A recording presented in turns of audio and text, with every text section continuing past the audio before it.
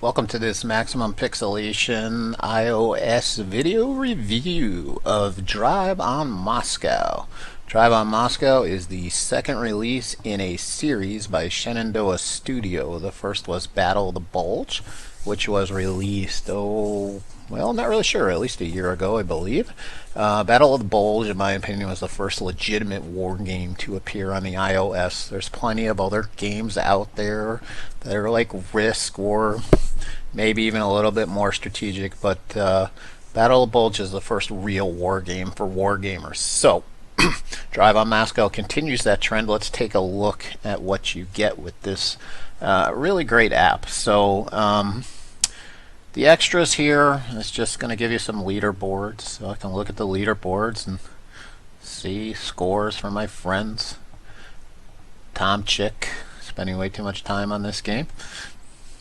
Actually, there's no such thing as way too much time on this game. I play it like daily. One of the things I like about Drive on Moscow and the Battle of the Bulge is I'm a history buff. I was almost a history major in college. Random factoid that no one cares about, but I like that the history is really well done in here. There's some nice images. You can see things like the commander bios, and you can see the equipment that was used. I don't know what a Panzer III looks like when it was used. So there's really nice stuff in here. I collect a lot of World War II history books, and the information and the pictures in here are as good as any of them. So, history, settings, real quickly, turn the music on or off, sounds, intro video, daily briefing. I highly suggest leaving that on for all your games, and the fast AI you can turn on or off. I don't really think it's that much of a difference when it's on slow. So, and then of course there's a help system, which if you wanted to, you could sit through and read. It's very detailed. I pop in here from time to time when I'm looking for something, but if you go through the tutorial or you played the previous game, it's pretty easy to get going, and I'm going to show you why in a second. The game comes with 4 scenarios. There's a full campaign. This game's based on excuse me, this game is based on Operation Barbarossa. So you've got the full campaign game, which is 22 turns, Operation Typhoon, which is 5 turns, At the Gates, a 6-turn scenario, and Zhukov's Counterattack, which is 4 turns.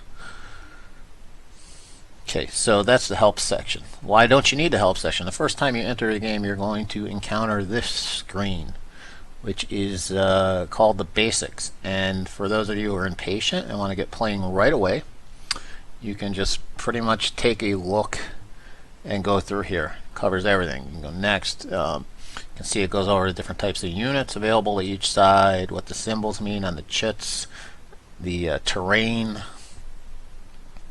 how the game is played in impulses, how you commit your orders, how you do movement, how combat works.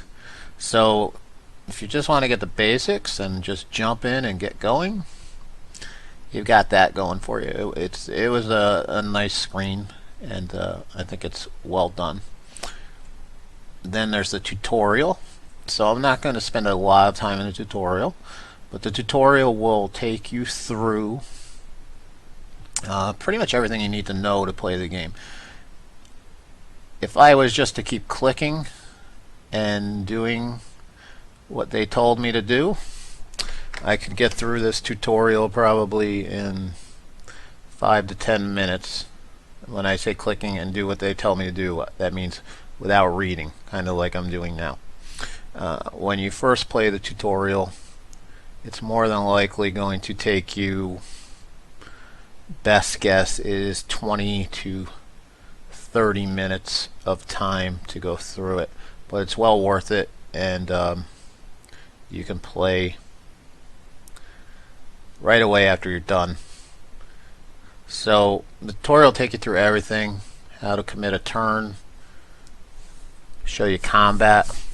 I think the results are fixed in this tutorial. I've been through it a couple of times as I've been shooting this video, mainly because I've had problems shooting this video, and the results seem to be the same every time. So it'll talk to you about breakthroughs with armored units, and then eventually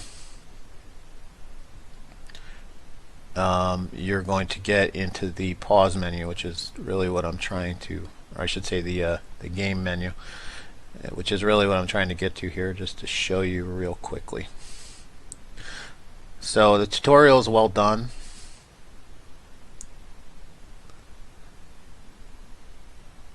Right here, they want me to move it here. I move that over here, as you probably just saw there, and then they're going to tell me about how that armor's up there, I can get here.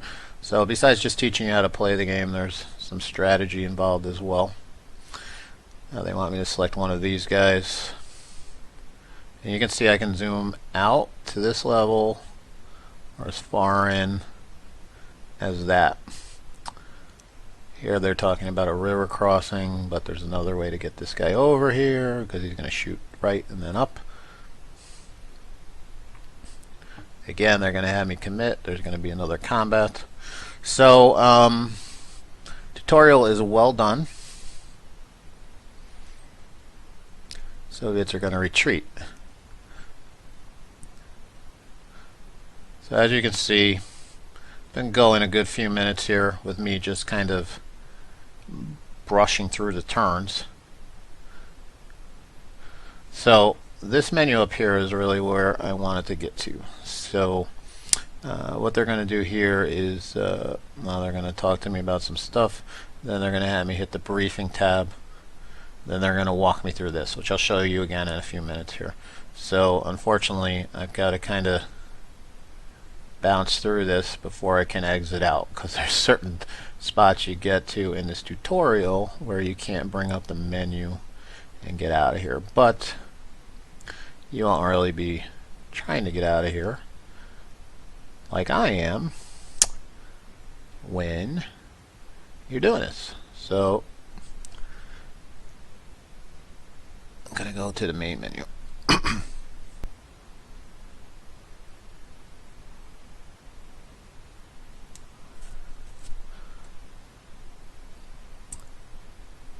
So if we take a look at the play menu, there's a couple ways we can play. Online game, face-to-face, computer opponent. I can choose online games I have going on. You can see that there's a game here with Tom Chick. It's his move, and he hasn't done anything yet. I can play face-to-face. The tutorial's loaded up. I can play against a computer opponent. I'm going to get rid of that and go new.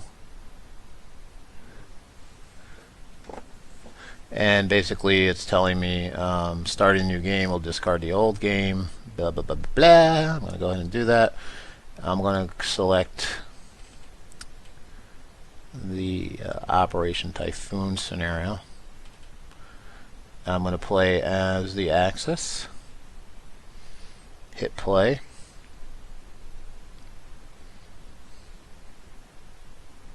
So the daily briefing comes up. It goes over my objectives, victory points and who has them, some of the special rules which are marked with the red asterisks, like command confusion, prepare defensive, air interdiction. So everything is in the daily briefing. So the first thing it's asking me to do in this scenario is I have an air interdiction, which means I can basically pin a unit and prevent it from doing anything. I simply just tap the one I want and I commit.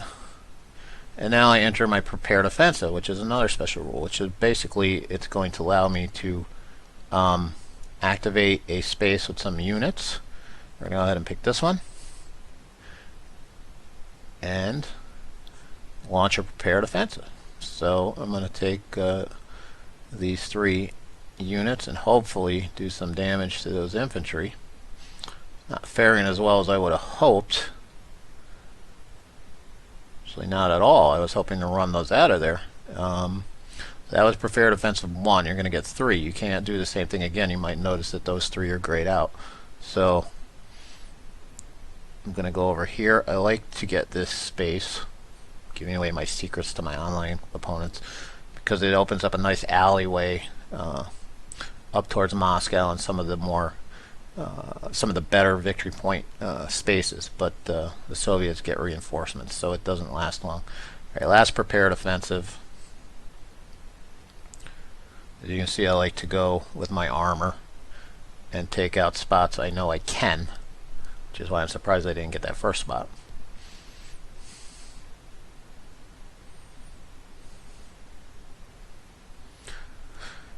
So I've taken him out. Armor can break through. So I break through into those spots, which I can do. I'm not going to get an attack, but definitely want to send those guys up there. Excuse me. Commit, and now prepared defenses are done. It's the Soviets' turn. Scroll out so it's easier to see what's going on. So this is with the fast AI off. You can see the amount of time we're waiting. It doesn't particularly bother me. The AI is thinking, and then you get a clear view of what it's doing. It passed. Now here's a neat little feature. I can hit review, and it shows me what it did again. The other cool little feature is I can go into review here, and you can see this well, it was probably on the other screen as well, so I shouldn't say that. But the cool feature is I can kind of just drag this. There's not a lot to see with what just happened, but it's a cool little replay feature if you want to see what's going on. So now it's my turn, and you might see the red and blue lines for the supply lines. Really want to get these guys up here. So simple move. So turns are broken into impulses. How many impulses? That can shift from turn to turn. So as you play the game, you'll learn, and it's pretty straightforward.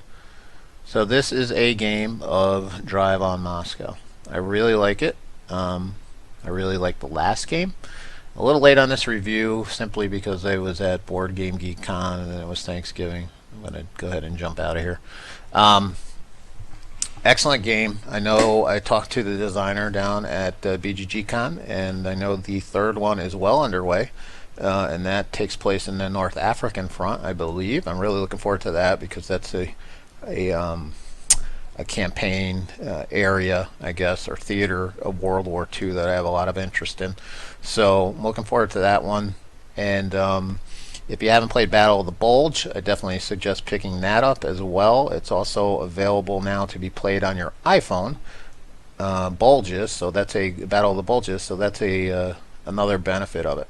So Drive on Moscow, it came out a couple of weeks ago, and same day as Lords of Waterdeep, which I'll be reviewing very shortly in the future here. And obviously it's a war game. I think it's the better of the two apps. They're both really well polished. PlayDuck does good stuff, so does Shenandoah Studios.